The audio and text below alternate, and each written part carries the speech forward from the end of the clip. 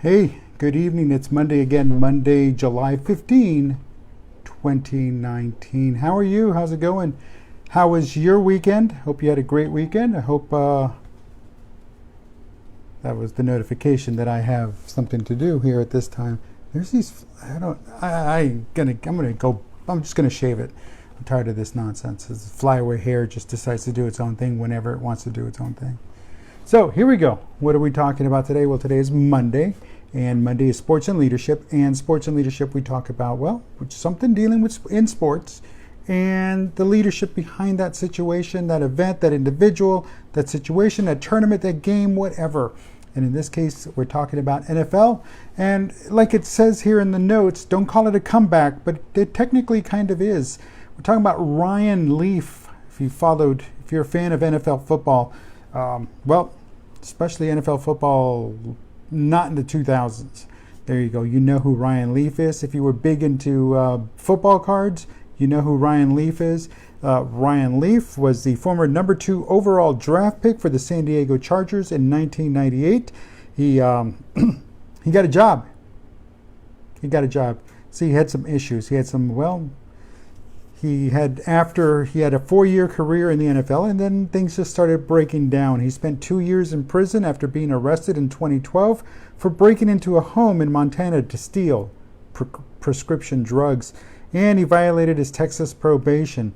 But you know what? That hasn't stopped him. He's actually started a foundation. He started working, turning his life around, and now ESPN has hired him to be a college football analyst for ESPN. So starting this fall, he'll be out there on TV, and he'll be out there on the XM radio, and he'll be doing, because he does work for the Pac-12 network last season. He has been co-hosting a show on the Sirius XM Pac-12 channel. So I don't know how that's going to fit into all of this with his ESPN, but ESPN does have a channel online. So kudos to Ryan Leaf. It's one of those, where are they now? But here's the situation. This guy, obviously messed up, and drugs became a situation for him. And drugs kind of took over his life and, well, did what drugs do to people. And it just doesn't do good in this case, especially when you abuse them and you become a slave to them. So that being said, he got a job. So he's been out of work. But he started his own foundation. I don't remember, was it the Leaf Foundation? I forgot what it was called, but it was him. He's running it out of Houston, and he's going around, motivational speaker, talking to those that need the talking to, and really just anybody that listens, especially the kids. They need to listen, folks. So if Ryan Leaf comes to your neighborhood, send the kids, have them, make them go. Don't just ask them to go, make them go. So this guy was once he was a good quarterback. He was a really good quarterback. He was a number 2 draft pick, so he had obviously done something good when he was in Washington State, other than getting a bachelor's in journalism at the Murrow, M-U-R-R-O-W, Murrow School at Washington State. Broadcast journalism degree. So he did all right. He's 43. And let's see what else. Leaf credits Fox NFL reporter Jay Glazer for supporting and mentoring him as he attempted to enter the business. Steve Cohen, vice president of sports programming at Sirius XM, for building a new show around him, and ESPN coordinating producer for college football Ed Placey for guiding him through the process with all the sports networks. So not too shabby. So I stand corrected. He now lives in Southern California. There we go. He now lives in Southern California. So kudos to him. So folks, what is the takeaway from this? What the takeaway is simple. You don't quit. You don't back down. You don't stop. You see what you want to do. You keep working for it. This guy got into the NFL because he worked for it. This guy became a number 2 draft pick because he worked for it. It's not that he didn't get number 1. No, it's that he got drafted. I've never been drafted by the NFL. Never. He has. Okay, so he had his ups, he had his downs. He had his demons to deal with. We all have our demons at some level.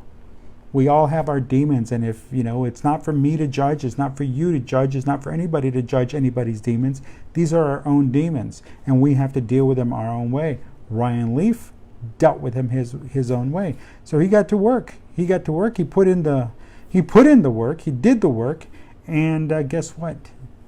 He's got there, and he had some great people supporting him. So even though he's out there giving motivational speeches, and he's out there talking to people, and he's taking care of business, he, as a mentor, as a leader, still needs a mentor and a leader. That's the other takeaway from this. It doesn't matter who you are, what level you are, you always need a mentor. You always need somebody to look up to. You always need somebody to talk to.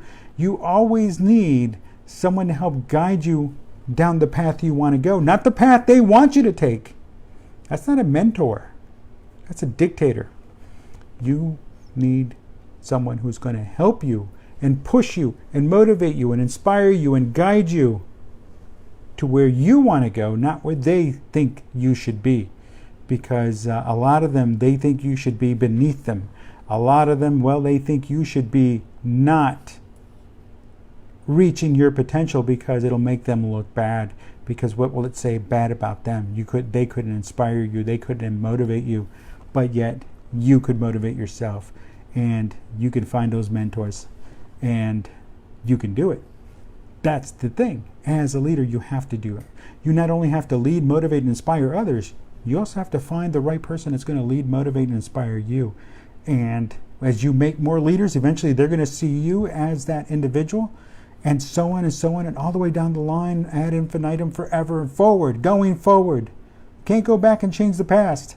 That's nonsense. You can't do that. He's not trying to change his past. He's not trying to get past, or he's moving beyond his prison time. He's moving beyond everything else he had. Now he's moving into the future, because he didn't stop and dwell on the past. He didn't stop and hem and haw and wonder why this is happening.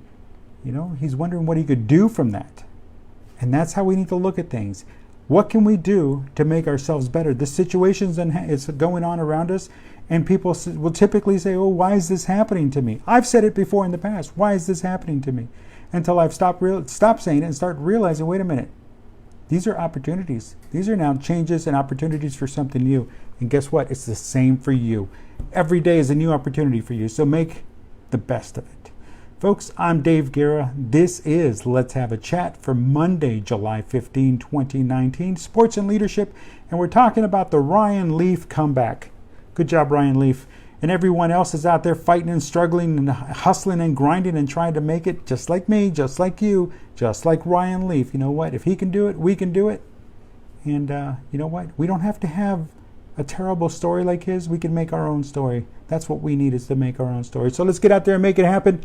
Folks, I will talk to you tomorrow when we talk about leadership in the news. Until then, have a good evening and have a great Tuesday.